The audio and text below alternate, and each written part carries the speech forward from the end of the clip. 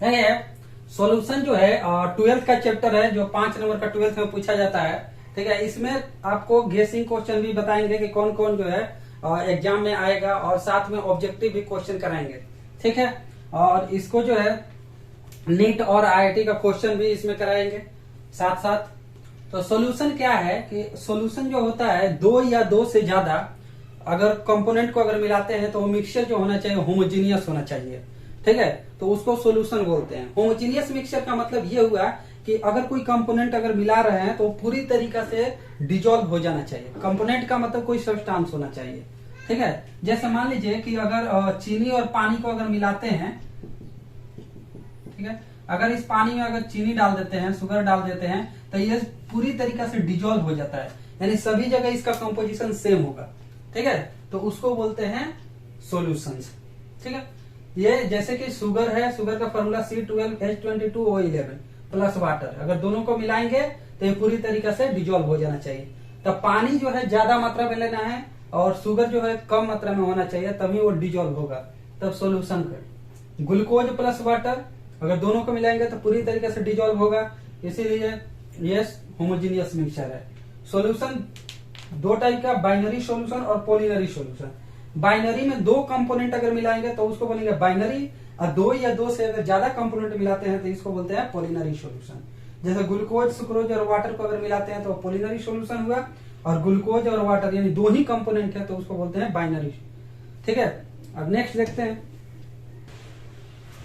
देखिए सॉल्यूट किसको बोलते हैं कि अगर सॉल्यूशन में अगर कम मात्रा में अगर कोई कंपोनेंट प्रेजेंट है तो उसको बोलते हैं सॉल्यूट, और ज्यादा मात्रा में अगर रहता है तो उसको बोलते हैं सॉल्वेंट। जैसे अगर एक एग्जांपल ले रहा हूं कि 22 gram benzene is dissolve in 122 gram of CCl4, यानी कि एक CCl4 जो है 122 ग्राम है, यानी 122 ग्राम में कितना ग्राम डिजोल्व हो रहा है, बेंजीन 22 ग्राम। तो इसमें अमाउंट इसका कम है, तो इसीलिए ये क्या है आपका सॉल्यूट है, और इसका अमाउंट ज्यादा है तो इसीलिए इसको हम लोग क्या बोलेंगे, सॉल्वेंट। तो क्वेश्चन में आपको सॉल्यूट और सॉल्वेंट पहचानने का तरीका यही है कि आप अमाउंट से पहचानिए कि किसका अमाउंट कम है और किसका अमाउंट ज्यादा है। तो जिसका अमाउंट कम रहेगा वो सॉल्यूट होगा, और जिसका अमाउंट ज्यादा रहेगा वो सॉल्वेंट होगा। और मास को पहचानने के लिए आपको ग्राम में दिया रहेगा, मिलीग्राम में दिया रहेगा, केजी में दिया रहेगा। तो पहचानना है कि वो मास दिया हुआ है तो उसको हमेशा ग्राम में चेंज करना है। 1 kg इक्वल टू 1000 ग्राम होता है, तो अगर केजी में दिया रहेगा तो 1000 से मल्टीप्लाई करना है, अगर मिलीग्राम में अगर दिया रहा है तो 1000 से डिवाइड करना है। तो हमेशा जब क्वेश्चन अगर आप लोग को बनाना है तो उसको क्या करना है कि सबसे पहले ग्राम में चेंज करना है, तभी क्वेश्चन बनाना है। ठीक है, अब देखते हैं। ये कुछ क्वेश्चन है जो बोर्ड में पूछा जा सकता है। पूछा जा रहा है कि बताइए सुक्रोज का मॉलिक्यूलर फॉर्मूला क्या होगा। तो मैंने ग्लूकोज का बताया था कि C6H12O6 होता है, सुक्रोज का C12H22O11। सुक्रोज का हो गया, करें ग्लूकोज का फॉर्मूला क्या होगा, मॉलिक्यूलर फॉर्मूला तो C6H12O6, यानी ये होगा। अब नेक्स्ट है कि कंसंट्रेशन ऑफ सॉल्यूशन। कंसंट्रेशन का मतलब होता है अमाउंट, कंसंट्रेशन का मतलब अमाउंट, यानी जो अमाउंट को रिप्रेजेंट करें, अमाउंट को अगर बताता है तो उसको बोलते हैं कंसंट्रेशन ऑफ सॉल्यूशन। ठीक है, यानी कि the amount of solute dissolve in unit volume of solution और यूनिट मास ऑफ सॉल्वेंट। यानी कहने का मतलब ये हुआ कि अगर यूनिट वॉल्यूम ऑफ सॉल्यूशन और यूनिट मास ऑफ सॉल्वेंट में जितना अमाउंट में अगर सॉल्यूट डिजोल्व हो रहा है तो उसको बोलेंगे कंसंट्रेशन ऑफ सॉल्यूशन। यानी concentration of solution equal to हो गया amount of solute by volume of solution, या amount of solute by mass of solvent. ये परसेंटेज बाय मास हो सकता है, परसेंटेज बाय वॉल्यूम हो सकता है। ठीक है, तो इसको हम डिफाइन कर रहे हैं अच्छा से कि कौन कौन टाइप होता है कि कंसंट्रेशन ऑफ सॉल्यूशन को डिफाइन करता है। ठीक है, चलिए देखिए इसमें कंसंट्रेशन ऑफ सॉल्यूशन है। पहला बताएं मास परसेंटेज, या इसी को बोलते हैं परसेंटेज बाय मास। यानी कि परसेंटेज बाय मास कहने का मतलब ये हुआ कि 100 ग्राम सॉल्यूशन में जितना मास सॉल्यूट का अगर प्रेजेंट हो या डिजोल्व हो तो उसको बोलते हैं मास परसेंटेज। 100 ग्राम का सॉल्यूशन होना चाहिए। ठीक है, तो ये जो ऊपर वाला है ये ऑलवेज सॉल्यूट होगा। ठीक है, ये नीचे जो होता है ये ऑलवेज सॉल्यूशन। ठीक है, तो 100 ग्राम सॉल्यूशन होना चाहिए और उसमें जितना मास सॉल्यूट का अगर डिजोल्व होता है तो उसको बोलते हैं मास परसेंटेज। जैसे अगर मान लीजिए ऐसे दे रहा है कि 10%, ठीक है, W बाई ऐसे W लिख दिया ऑफ NaOH ऐसे लिख दिया, ठीक है। अब इसमें आपको क्या क्या दिया है ये हमको पता करना है। तो 10%, परसेंटेज का मतलब क्या होता है कि 1/100 यानी 10/100 दे देना है। ये 10 किसका मास दिया है? सॉल्यूट का मास यानी इसका, और 100 किसका दिया है? सॉल्यूशन का मास दिया है, ठीक है। ये पहचानना चाहिए आपको, ये नहीं कि सॉल्वेंट का मास दिया हुआ, ऐसा नहीं होना चाहिए। कभी भी ऐसा गलती नहीं कीजिए। हमेशा इस तरीके से जब भी देता है परसेंटेज में और W/W अगर दिया है तो ऊपर सॉल्यूट का मास है, ये सॉल्यूशन का मास है। अगर मान लीजिए मैं ये दे रहा हूँ कि 10%, अगर W/V लिख दे रहा हूँ तो इसका मतलब सॉल्यूट का मास हो गया 10 ग्राम और वॉल्यूम कितना हो गया? 100 ml सॉल्यूशन का हो गया, ठीक है। जैसे इसमें जो है मास परसेंटेज निकालने के लिए mass of solute by mass of solution into 100। Solute का मास जो होना चाहिए ग्राम में होना चाहिए और सॉल्यूशन का मास जो होना चाहिए वो भी ग्राम में होना चाहिए, तब मास परसेंटेज निकलेगा। जैसे मैं कुछ एग्जांपल दे रहा हूं, जैसे इसमें दिया हुआ है कि 10% W/W ऑफ ग्लूकोज सोल्यूशन। तो ये W जो ऊपर दिया है इसको बोलते हैं सॉल्यूट, ये सॉल्यूट का मास दिया है। नीचे जो दिया है ये हमेशा क्या होगा? सॉल्यूशन। तो इसका मतलब ये हुआ कि 10%, परसेंटेज का मतलब 1/100 यानी 10/100 लिखेंगे। तो ये किसका मास दिया है? सॉल्यूट का मास यानी ग्लूकोज का मास दे दिया, और ये किसका मास दिया? सॉल्यूशन का मास। और सॉल्वेंट का मास कैसे निकालेंगे? तो solute plus solvent equal to solution होता है। तो सॉल्यूशन का 100, सॉल्यूट का 10 यानी सॉल्वेंट हो जाएगा 90 ग्राम, ठीक है। तो इट मीन्स दैट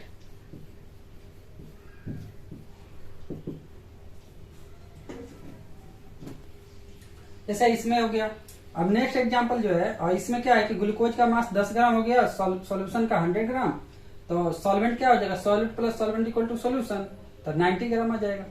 उसी तरीके से अगर मान लीजिए इस तरीके से देता है 49% W/W ऑफ H2SO4, इसका मतलब क्या होगा कि ये सॉल्यूट का मास है, ये किसका मास है? सॉल्यूशन का मास, ठीक है। तो सॉल्यूट का मास क्या हो जाएगा? 49, जब भी परसेंटेज होता है 49/100 और W/W लिखा हुआ है, इसका मतलब ये किसका मास दिया है? सॉल्यूट का, और ये किसका मास दिया है? सॉल्यूशन का, ठीक है। तो इसमें जो है आपको mass of H2SO4 49 gram, mass of solution 100 ग्राम और सॉल्वेंट का मास कितना हो जाएगा? 51 ग्राम, ठीक है। इस तरीके से निकालेंगे। आपको क्वेश्चन में इस तरीके से दिया रहेगा तो आपको पता रहना चाहिए कि क्या क्या डाटा दिया हुआ है, ठीक है। तो क्वेश्चन जब बनाएंगे तब वहां पर पता चलेगा कि किस तरीके से क्वेश्चन दिया जाएगा आपका। परसेंटेज हम लोग निकालते हैं यही ना, मास ऑफ सॉल्यूट, सॉल्यूट का मास अपॉन सॉल्यूशन का मास, ठीक है ना, इंटू 100। इस पर कैसा क्वेश्चन देगा? जैसे दे देगा कि 10 ग्राम जो है ग्लूकोज है और डिजोल्व हो रहा है 20 ग्राम वाटर में, ठीक है। तब पूछा जाएगा कि ग्लूकोज का मास परसेंटेज बताइए। तो जिसका मास परसेंटेज पूछेगा उसके मास को ऊपर रखिए, ठीक है। तब पूछा है ग्लूकोज का, तो 10 लिखना है ऊपर, और उसके बाद मास ऑफ सॉल्यूशन यानी दोनों के मास को ऐड कर दीजिए, 10 + 20 यानी 30 इंटू 100। जिसका मास पूछेगा, मान लीजिएगा वाटर का अगर मास परसेंटेज पूछता है तो इसके मास को ऊपर रखिए 20 अपॉन दोनों का मास को क्या कर देंगे? ऐड कर देंगे 30 इंटू 100। तो इस तरीके से मास परसेंट निकलेगा। तो टाइप 1 क्वेश्चन देगा। दूसरा क्वेश्चन ये दे सकता है कि लिख देगा कि 10 ग्राम का जो है 25% लिए और 20 ग्राम का जो है 50% ले लिए, ठीक है। तो अब पूछेगा रिजल्टिंग सोल्यूशन का मास परसेंटेज बताइए। तो 10 ग्राम का 25% सॉल्यूट का मास लिया गया है, यानी 10 इंटू 25/100 करेंगे ऑफ, ठीक है। अब प्लस इसका मास 20 इंटू 50/100, और फिर सॉल्यूशन का मास क्या आएगा? तो 10 और 20 दोनों ऐड कीजिए डिवाइडेड बाई 30 इंटू 100। तो दो टाइप का इस तरीके का क्वेश्चन दिया जाएगा, और मैं ये क्वेश्चन दोनों करा रहा हूं किस तरीके से देगा, ठीक है। देखिए ये दो क्वेश्चन जो है एनसीईआरटी का क्वेश्चन है, ठीक है।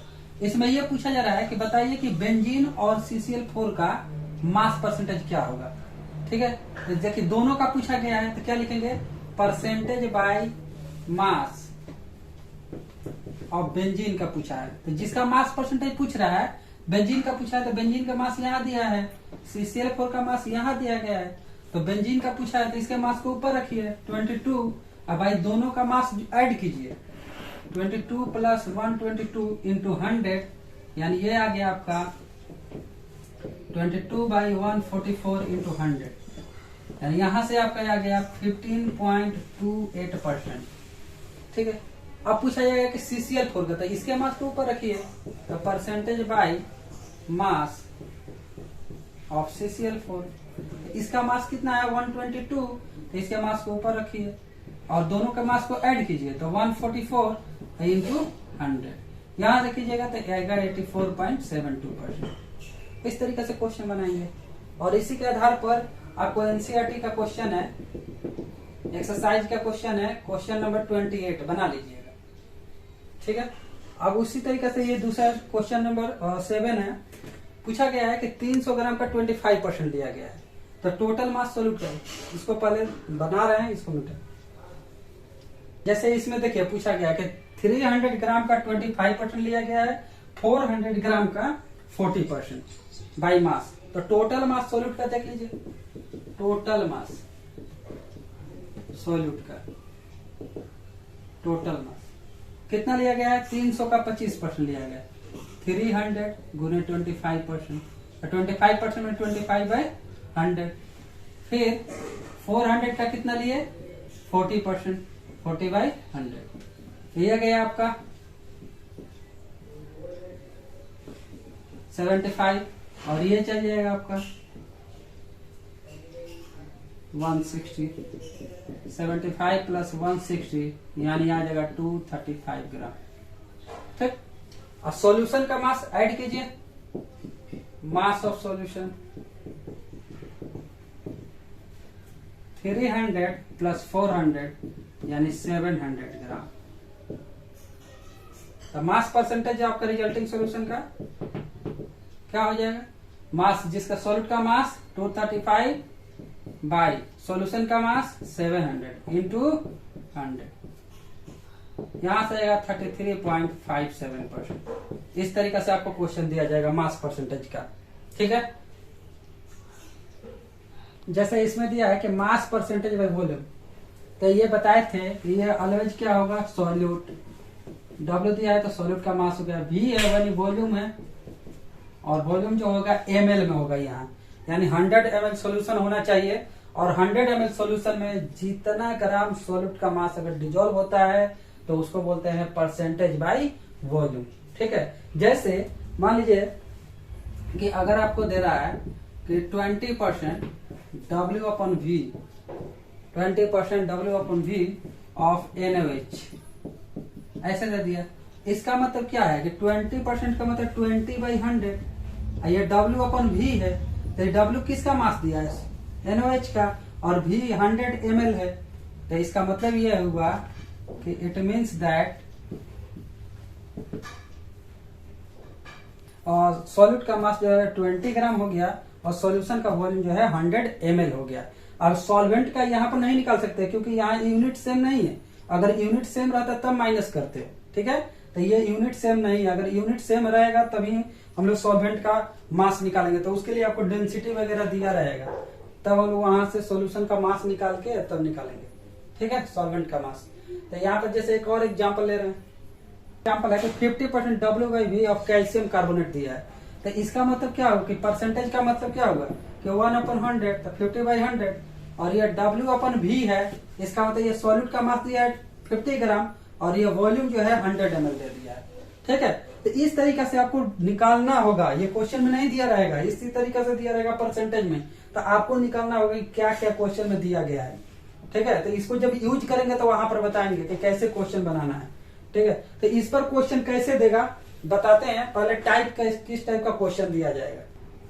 जैसे इस पर कैसे क्वेश्चन देगा, जैसे दिया रहेगा कि 50 ग्राम जो है ग्लूकोज है, 50 ग्राम ग्लूकोज है, डिजोल्व हो रहा है। ठीक है, डिजोल्व हो रहा है मान लीजिए कि 250 ml सॉल्यूशन में, तब पूछेगा कि बताइए कि मास परसेंटेज बाय वॉल्यूम कितना होगा या परसेंटेज बाय वॉल्यूम कितना होगा।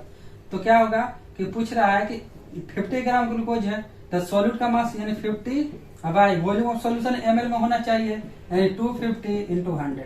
इस तरीके से बनाएंगे। ठीक है, जैसे देते हैं क्वेश्चन, जैसे इसमें देखिए कि 20 ग्राम यूरिया डिजोल्व हो रहा है 125 ml, यानी ये वॉल्यूम दिया, लीटर में दे, ml में दे, ये सब वॉल्यूम दे, सीसी में दे, ये सब वॉल्यूम पहचाने के वॉल्यूम दिया है। ठीक है। तो 20 ग्राम है यानी मास सॉल्यूट का दे दिया, किस में डिजोल्व हो रहा है 125 ml सोल्यूशन में। पूछ रहा है कि मास परसेंटेज बाई वॉल्यूम बताइए, तो परसेंटेज बाई वॉल्यूम पूछ रहा है, तो परसेंटेज बाई वॉल्यूम हम लोग को मालूम है कि सॉल्यूट का मास ग्राम में होना चाहिए, फिर सॉल्यूशन का वॉल्यूम ml में होना चाहिए। तो क्या होगा, mass of solute upon volume of solution into 100। तो सॉल्यूट का मास दे दिया है 20 ग्राम बाई सॉल्यूशन का वॉल्यूम दिया 125 इंटू 100, ठीक है। यहां से टोटल आ जाएगा आपका 16%। उसी तरीके से इसका अगर निकालना है परसेंटेज बाई मास या परसेंटेज बाई वॉल्यूम, क्या होगा, तो ये 50 ग्राम सॉल्यूट का मास दे दिया और ये 250 ml सॉल्यूशन में डिजोल्व हो रहा है। तो पूछ रहा है मास परसेंटेज बाई वॉल्यूम, यानी कि इसके मास को ऊपर रखेंगे 50 बाई 250 इंटू 100, यह आ जाएगा 20%। इस तरीके से क्वेश्चन देगा, ठीक है। अब कुछ केमिकल यूनिट है, नॉर्मलिटी, मोलरिटी, जो 12th में पूछा जाता है, तो उसको बता रहे हैं। क्या है, तो नॉर्मलिटी को हम लोग कैपिटल N से डिनोट करते हैं। ये क्या होता है कि अगर 1 लीटर सॉल्यूशन लिए और 1 लीटर सॉल्यूशन में जितना ग्राम इक्विवेलेंट सॉल्यूट डिजोल्व होता है तो उसको नॉर्मलिटी बोलते हैं। तो डेफिनेशन याद रखने के लिए ऐसे लिखिए कि ग्राम इक्विवेलेंट पर लीटर उसको नॉर्मलिटी बोलते हैं। अगर मोल पर लीटर हो तो मोलारिटी, और मोल पर केजी हो तो उसको बोलते हैं मोलालिटी। ऐसे ही याद रखना है, gram equivalent per litre normality, mole per litre molarity, मोल पर केजी मोलालिटी। डेफिनेशन हो गया। अब इसको अपने से लिख लेना है कि मोलारिटी का डेफिनेशन होगा moles of solute dissolve in 1 litre of solution. Molality का हो जाएगा कि moles of solute dissolve in 1 kg of solvent, 1 kg of solvent उसमें डिजॉल्व होगा। तो ये मोलालिटी का डेफिनेशन हो गया, ठीक है। तो अब इसमें क्या है, नॉर्मलिटी इक्वल टू हो गया gram equivalent solute upon volume of solution litre में होना चाहिए। यूनिट होगा ग्राम इक्विवेलेंट पर लीटर, या ये पॉजिटिव है ऊपर जाएगा तो निगेटिव हो जाएगा, इस तरीके से यूनिट लिखेंगे। तो एग्जाम में इसको 2 नंबर में पूछ देगा, यहीं तक लिखना है आपको डिफिनेशन अगर लिखना है तो। ये क्वेश्चन बनाने के लिए है। तो अगर सॉल्यूट का वेट जो है W ग्राम है, इक्विवेलेंट वेट E मान ली है, तो ग्राम इक्विवेलेंट इक्वल टू होता है वेट अपॉन इक्विवेलेंट वेट, तो W by E। Volume of solution V litre है, ठीक है, V लीटर है, तो W by E into 1/V। अगर ml में है तो 1000 रख देना है, ठीक है। तो वेट पहचानना है तो आपको ग्राम में, मिलीग्राम में, केजी में दिया रहेगा, तो हमेशा वेट को आपको ग्राम में चेंज करना है, ठीक है। इक्विवेलेंट वेट कैसे निकालते हैं, तो इक्विवेलेंट वेट निकालने के लिए molecular weight upon n factor. अब n फैक्टर कैसे निकलेगा, इसके लिए मैं आपको पहले बेसिक बता रहा हूं, तब क्वेश्चन कराऊंगा, ठीक है। कैसे देखिए, देखिए इक्विवेलेंट वेट कैसे निकालते हैं। तो इक्विवेलेंट वेट इक्वल टू होता है molecular weight upon n factor. अगर कोई कंपाउंड AX/BY दिया हुआ है तो इसको प्लस माइनस में आपको तोड़ना है। तो कैसे तोड़ेंगे, क्रॉस करके। ये X है, ये Y है, नंबर ऑफ एटम्स है, X और Y नंबर ऑफ एटम्स है। तो X क्रॉस करना है Y इधर, यानी AX है, BY है, तो आपको क्रॉस करना है और पावर में ले जाना है, यानी A पर जो है Y प्लस और प्लस B पर कौन सा चार्ज X माइनस, यानी प्लस माइनस में तोड़ना है। A कितना एटम्स है X, तो X से मल्टीप्लाई कर दीजिए, B Y एटम्स है तो Y से मल्टीप्लाई कर दीजिए। इस तरीके से आपको आयनिक फॉर्म में तोड़ना है। n फैक्टर या उसी को वैलेंसी फैक्टर बोलते हैं। n फैक्टर कभी भी निगेटिव नहीं होगा, ऑलवेज पॉजिटिव होता है, ठीक है। जैसे एग्जांपल में देखिए, जैसे CaCl2 है, ठीक है, तो इसको तोड़ना है प्लस माइनस में। तो देखिए क्रॉस कीजिए, कैल्शियम एक है, C है, ये जो नंबर है इसके पावर में जाएगा 2 प्लस 2Cl माइनस। तो n फैक्टर जो है आपका, कैल्शियम पर कितना चार्ज है 2, या इस पर कितना चार्ज है 2, ये 2 से मल्टीप्लाई करेंगे तो n फैक्टर 2 आ गया। अगर आपको निकालने नहीं आ रहा है, डायरेक्ट अगर निकालना है तो इस नंबर को केवल मल्टीप्लाई कर दीजिए। कैल्शियम 1 है, ये 2 है, तो 1 इंटू 2 यानी 2 आएगा। जैसे मान लीजिए MgOH का होल 2 है, ठीक है, तो इसका n फैक्टर देखिए, मैग्नीशियम 1 है, ये 2 है, तो 1 इंटू 2 2, तो n फैक्टर 2 आ गया, ठीक है। तो इसको आयन में तोड़िए, Mg पर 2 प्लस यानी क्रॉस कीजिए, मैग्नीशियम 1 है, 2H माइनस। नेक्स्ट अगर एग्जांपल देखते हैं, तो Ca3 PO4 के होल 2 कैल्शियम फॉस्फेट क्रॉस कीजिए। ये जो नंबर है इस पर जाएगा, इसका नंबर इस पर, यानी क्रॉस करना है। तो 3Ca पर 2 plus 2PO4 3 minus N factor निकालना है। तो एन फैक्टर आपको कितना होगा 3 2 या 6, या ऐसे भी 3 2 या कितना होगा 6। ठीक है, जैसे मान लीजिए ले रहे हैं CaCl2 सॉरी CaOH के होल 2। तो ये कैल्शियम 1 है, ये 2 है, तो लेके Ca2 प्लस 2OH माइनस। तो इसका एन फैक्टर कितना हो जाएगा 2।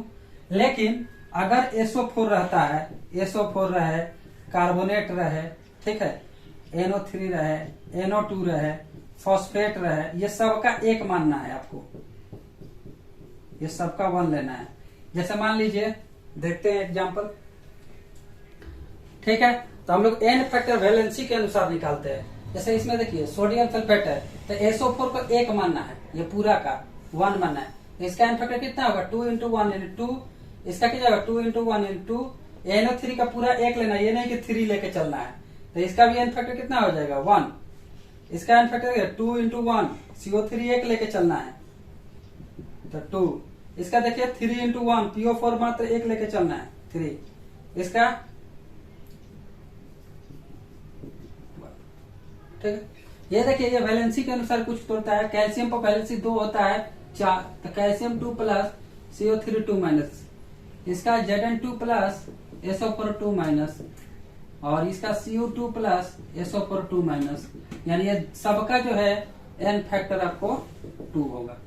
और कुछ एसिड है उसका एन फैक्टर निकालते हैं, कैसे देख रहे हैं। इसमें क्या होगा कि इसका एन फैक्टर कितना होगा 2 इंटू 1 इंटू इसका 1। एक हाइड्रोजन है, जितना हाइड्रोजन होगा वही एन फैक्टर होता है, जनरली सब में यूज नहीं करते हैं। ठीक है, अब H3PO4 है, तो देखिए इसमें पर स्ट्रक्चर के आधार पर बनाते हैं बेसिसिटी। तो जितना हाइड्रोजन ऑक्सीजन से डायरेक्ट अटैच रहेगा वही उसका बेसिसिटी होता है। ठीक है, तो ऐसे एन फैक्टर कितना होगा, एन फैक्टर 3 होगा, यानी बेसिसिटी इसका कितना होगा 3। जितना हाइड्रोजन ऑक्सीजन से डायरेक्ट अटैच होगा, इसमें क्या होगा, इसका बेसिसिटी कितना होगा 2, या एन फैक्टर इसका 2 आ जाएगा। इसका बेसिसिटी कितना होगा 1, क्योंकि एक ऑक्सीजन से अटैच है, या एन फैक्टर जो होगा इस तरीके से निकालेंगे। ठीक है, आप देखते हैं। अब इसको मान लीजिए अगर इक्विवेलेंट वेट निकालना है तो इसका molecular weight by N factor, तो मोलिकुलर वेट आप लोग को आता होगा, लेकिन फिर भी मैं थोड़ा बहुत बता देता हूँ मोलिकुलर वेट कैसे निकालते हैं। देखिए कुछ मोलिकुलर वेट बता देते हैं। जैसे सोडियम का एटॉमिक, सभी के एटॉमिक मास को ऐड करना है।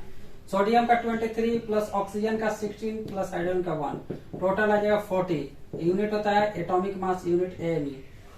इसका निकालना है तो सोडियम का 23 इंटू जो नंबर आएगा उससे मल्टीप्लाई करना है, प्लस सल्फर का 32 प्लस ऑक्सीजन का 16 इंटू 4। ठीक है, यहां से निकालिएगा, आ जाएगा आपका 174।